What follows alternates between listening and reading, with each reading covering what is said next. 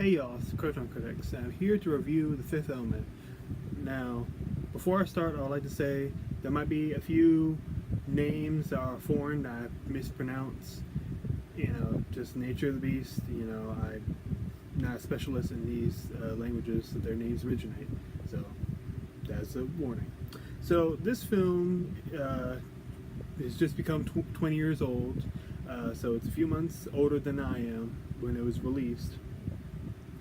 And it's film directed by Luc Besson, and he's directed films like Taken, Leon the Professional, and he has just directed, and he will be either some places been released, but this new Valerian film coming out, which is based off the French comic books written by J.C. Meyerezes, and his series that started in the 60s, was a big influence on Star Wars. Matter of fact, you can even find the title character Valerian in the original comics back in, I think, in the 70s, and he's put into a big thick slab of like brown metal. And to us, Star Wars fans were like, "Oh, that sounds beat for beat like Han Solo being put in carbonite in Empire Strikes Back." And there's a reason why. George Lucas had seen the image and saw certain things that were being done in those stories and took inspiration. And the big thing to take out of these stories is that they're inspired by other stories. So now it's kind of interesting that Luc Besson is directing. He directed Valerian because he grew up with those stories, and it influenced him to make Fifth Element. So we have circular type inspiration, and I will have no doubt if he takes some cues from the Star Wars franchise and puts it in this new movie. It would just make sense, I guess. Every artist, I think it was Pablo Picasso that said that a good artist copies, a great artist steals. You gotta build off of the greatness that other people made so you can improve your work. Another big inspiration for this film was Alejandro Jodorowsky. He was born in Latin America. He moved to Paris, and he wrote stories like Dune and Inkle. Dune has some inspirations given ideas that were taken for the original Star Wars when George Lucas was writing the first script. And the Inkle, a lot of people argue, is like what Fifth Element was going to be. Some people consider Fifth Element somewhat of a ripoff. Ripoff, inspiration, whatever. As long as you do something well and make the story good, that's all that matters in my mind.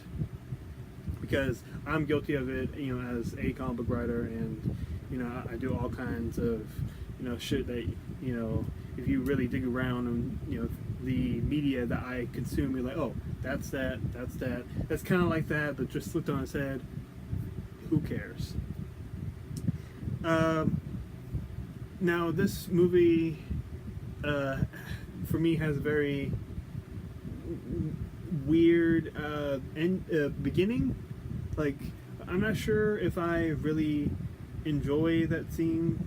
Like, the acting is a little weird for me. Like, I can tell that everyone's putting in maximum effort, but sometimes it doesn't work for the character or the scene. Like, if it was set in a different backdrop with different characters, different film, like, then it would be perfect. But sometimes it just doesn't fit the bill for me. You're like, I can totally understand if you love that scene. This is definitely a cult film, and a lot of people that are interested in science fiction and action comedies love this movie to death. Don't knock you for that. But me personally, it's a bit weird. there is a lot of good, like really good framing, lighting, costuming. It's something to behold. It's pretty much every costume is unique and creative, and I can't think of the fashion designer that made it, but a French fashion designer did work with Luc Besson to make this movie. Uh, it has a lot of good action.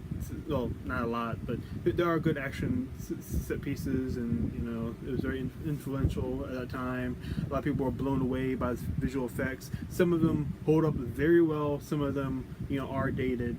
You expect that all the time. You gotta think of the context of when it came out. Now let's talk about the main characters. We have Lilo, who is the fifth element.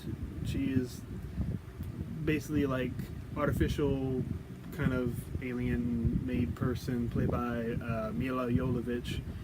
We have Bruce Willis, who plays Corbin Dallas. He's like a veteran of this federation that's head up by this president. He's played by the guy who played Debo in Friday. And he's pressed on his luck. His mother is always bitching him out over the phone, shit like that. He's a recent divorcee. I mean, there were some parts where I got a little bit of sympathy to his character, but as the movie went on, like pretty much all sympathy I had for characters just started to dwindle away. Like, once again, I'm not gonna knock you for like loving these characters, but it just didn't mesh with my sensibilities, I guess. We also have Gary Oldman, who plays one of the villains, I guess called Zorg, and Gary Oldman, man, I don't know if this is a great performance or just a performance. I'm not really sure. I think I have to see it again. I mean, he does a pretty good southern accent, but just some parts he's supposed to seem like he's genuine and over the top, and those transitions aren't squeaky clean, in my opinion. We also have E.M. Holm, who plays Priest Cornelius, and he has his assistants. His assistant named David. They have a parallel story, kind of, to these evil aliens. I think they're called the Mondo Shawan. Yeah, having Mondo in your film does not date your film very well, I would say that much. But anyway, they're like these big, lumbering, like tombstone shaped guys, like half coffins, and they have like weird, like, bird necks, and I mean, they have a very entertaining design. I'm definitely not afraid of them. And yeah, I mean, there are definitely a lot of scenes that are fun. How we're introduced to Lilo was pretty cool, and how she drops outside in this big populated city with all these flying cars everywhere because we're in the future and all that crap. But yeah, just I think I would have really enjoyed this movie if I cared more about the characters. Like, there's not much I could attach myself other than some of the, like, the awkwardness and the how life is kind of beating down on Bruce Willis's character, but that's really it. Like, once Lilo starts talking and she loses that child like wonderness more and more. I mean, yeah, that is a character arc, but I don't care. And I'll be remiss if I didn't talk about freaking Chris Tucker, Smokey himself, playing a guy named, what was it, Ruby Rod? Yeah. I laugh a lot as his role as Smokey, and I'm sad to say, but that's the only role that I've seen that has made me laugh a lot. Other times, him like I can acknowledge, his quirkiness. He has the ap ap ap ap ap, zzz, zzz, and I was not feeling it. I like the Chinese chef and his message about finding goodness in a bad situation. Really, I want to know his story. Like, how do you upkeep that like Chinese food boat? Yeah, is that the best sign for? I want to know the story of character that's only on screen for like 4 minutes. But I definitely won't say that there wasn't great atmosphere and how just the future looked. Very seemed to be very inspired by science fiction novels and stuff like Blade Runner. And that would in turn affect the look of how George Lucas would adapt the prequels and so many other films after that. But I think Blade Runner was one of the first films to really take that and hold back in the 80s. Now, one of the things I really have a problem with this movie is the ending. Like, the first act, I was pretty on board. Second act, there's parts take it or leave it, especially once they get onto that big cruise ship boat, like with the Hawaiian women like saying, "Oh hey, come here. Here's the flower boas." I'm like, okay, sure, why not? At least we get some sexy stewardesses. I'm not mad at that. But the third act, just like those weird pig people. They don't have like pig snouts, but they have big lips and they're very ugly looking.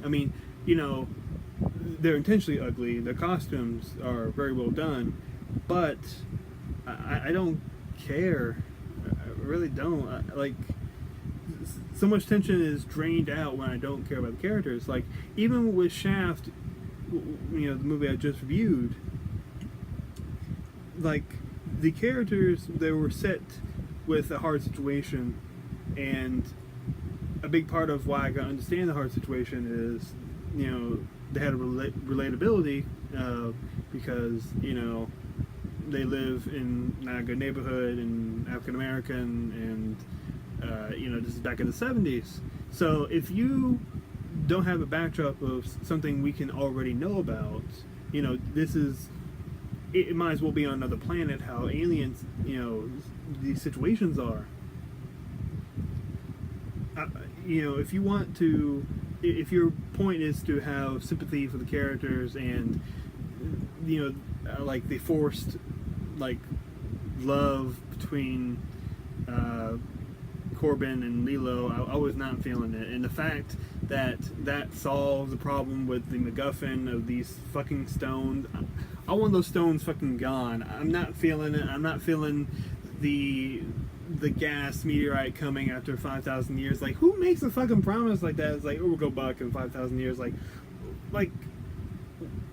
why? Like, why not just blow up Earth now if you don't want it there? If it's a problem for you to expand and shit. If you really think that they're gonna make complementary technology in the next few years, because 1914, we're not ready for alien invasion. I would argue we're not really are now, but at least we have fucking drones, in this day and age. Or back in 1997, we had drones still, and we had atomic bombs.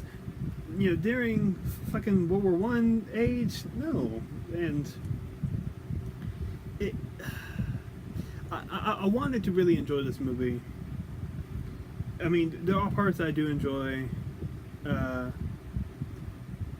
like I do like all the creativity. You know, put your hands on the yellow dots. A few of the chases are really entertaining. The priest has a few good lines. I like his one line with the robot bartender. That was the only time that I chuckled. Like, you know, there are a lot of jokes they ensue, but none of them personally land for me. Uh, I really wanted to enjoy this movie, but you know, no, don't think I'm hating this movie at all.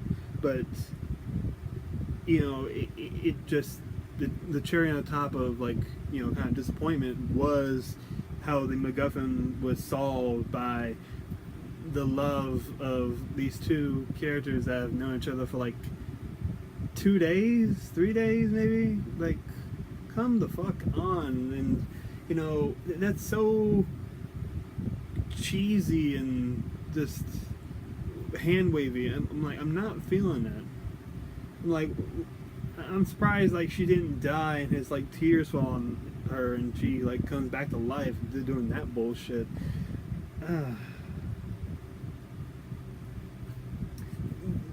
Now I know I had, you know, a little bit of ranting, but I reiterate, I did have a little bit of fun. But as far as we keep going, it starts getting weaker and weaker for me. I wasn't the biggest fan of the plot of, you know, other aliens trying to get onto the ship and other characters trying to get on the ship by using his name. Like, I mean, if you're sending a whole armada, why the fuck would you just send like two people just up, you know, disguised people? Like, there's no way you're going to kill all the guards on that ship once you get there. Like, that's an extensive like plot. Unless if you are planning to suicide bomb yourself and everybody there, and I don't advocate people doing this, you know, real people doing this. I'm just saying as a story plot. Like really. But you know, performances, you know, there are certain parts that I really do enjoy, like when Mila Jovovich is like trapped in the glass case when she's like born and she just starts flipping out. I do like that. Her, you know, her awe at seeing other things around her, even though like that's like you know, computer graphics and she can't see anything. She played well off of seeing nothing, and that's commendable enough. Bruce Willis has a few of like regretting that he's doing this and he's just trying to be a good guy. Those were good. David can fuck off. I don't care about him. Jesus. But yeah, you know, this is a decent movie. In my opinion, you can see a good movie. You can see a great movie. You can like hate it. I don't hate it, but if you hate it, you know, you do you. Watcher. Maybe I just need to see it again. There are some points where, even ignoring, you know, my fish out of water experience watching it, you know, seeing all the alien and futuristic type technology, there's even some parts with the story where I'm like, wait, what the fuck? Yeah. So, by the Krypton critics, you know, I give it a C+. As part of the Krypton critics, you know, I love you. Stay tuned for more.